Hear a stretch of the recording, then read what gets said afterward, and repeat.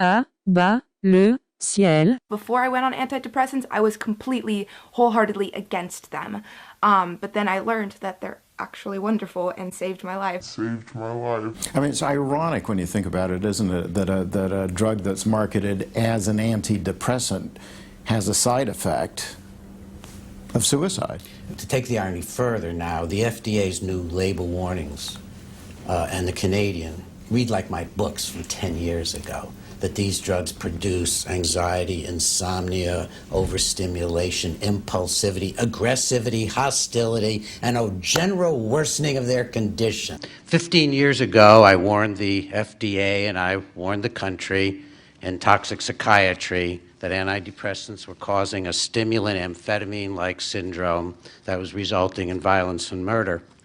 In 1994, in talking back to Prozac, I warned the country and the FDA again, this time with tons now of scientific data on the same issues. During that period of time, I was asked to be, and this is very relevant to your deliberations, the scientific investigator for all of the combined Prozac suits, almost 200 of them. So I got to look at all the sealed data that Eli Lilly didn't want anybody else to see. So about 20 books later now, and a few dozen scientific studies, and innumerable product liability suits where I've looked at sealed data, I've come to tell you that you're evaluating junk. You're evaluating carefully edited, expurgated data that I've seen and you haven't. This is a most remarkable circumstance. The first few weeks I was on antidepressants, I spent every car ride just like laughing by myself because I was like, oh my God, I spent my whole life not knowing what this feels like. And what we find is that it's that initial few weeks when the drug has the most impact. But once I went on antidepressants and it worked instantaneously, I felt happiness for the first time and I was so joyous and I was like, wow, I really needed this. I do actually have an imbalance in my brain. We don't have any evidence that any routine psychiatric problem, from anxiety to depression and even schizophrenia, has anything to do with a biochemical imbalance. Stabilize your chemical imbalance. So where did an idea like that come from? We know the answer. It was actually made up by the brilliant minds at the drug company, Eli Lilly. Even before Prozac was approved for depression by the FDA, Lilly was sending its minions, its paid physicians and consultants, out into the world to say that depression was caused by a biochemical imbalance, and in particular, a kind of sluggish serotonin neurotransmitter, just not enough serotonin working. But Lilly knew from the beginning that it wasn't very simple, that this drug Prozac wasn't exactly going to jack up your serotonin like it was supposed to. The whole idea behind Prozac was that it would block the removal of serotonin from those active places in your brain called the synapses. And here's the other cell, and it's picking up serotonin. And then comes Prozac, and it blocks the removal of the serotonin from this space. And that's supposed to mean you're going to puddle serotonin. You're going to increase serotonin in the synapse. Well, in fact, and Lilly knew this before the drug was approved, the brain doesn't like to have the serotonin puddling in its synapses, and the brain responds by stopping producing serotonin. It responds by increasing its ability to remove serotonin. It responds by becoming less sensitive to serotonin. So from the beginning, it was a flim-flam. It was a PR claim that you got biochemical imbalances and Prozac's gonna fix it. So, what do you conclude from this? People who have emotional problems, you, me, we all have emotional problems. We don't have anything wrong in our brains. And if we do, if someday some of these problems turn out to be caused by something going on in our brains rather than in our lives, in our emotions, in our hearts, in our feelings, if it turns out to be so, then psychiatric drugs aren't fixing them. because psychiatric drugs are causing biochemical imbalances in your brain. Yes, I am on antidepressants.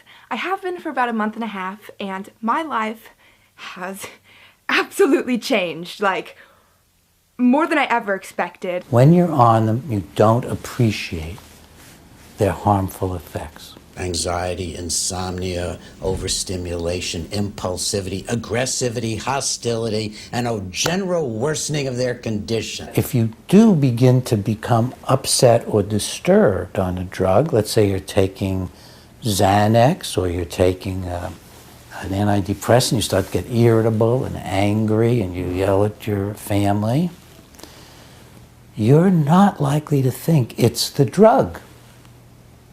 You're likely to think it's my wife, or my husband, or the kids, or the boss, or the job.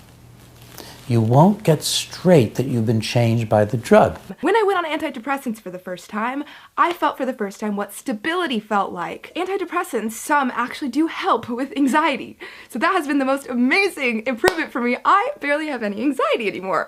You might think you're feeling better than ever when you're doing worse than ever. And this is common. This is really common. It's related somewhat to the feeling of euphoria. I'm so happy. Euphoria, which is one gets from cocaine or amphetamine and can often also get from the antidepressants. And that sense of feeling better than ever is, as I mentioned in one of my earlier reports, one of the most dangerous places you can get.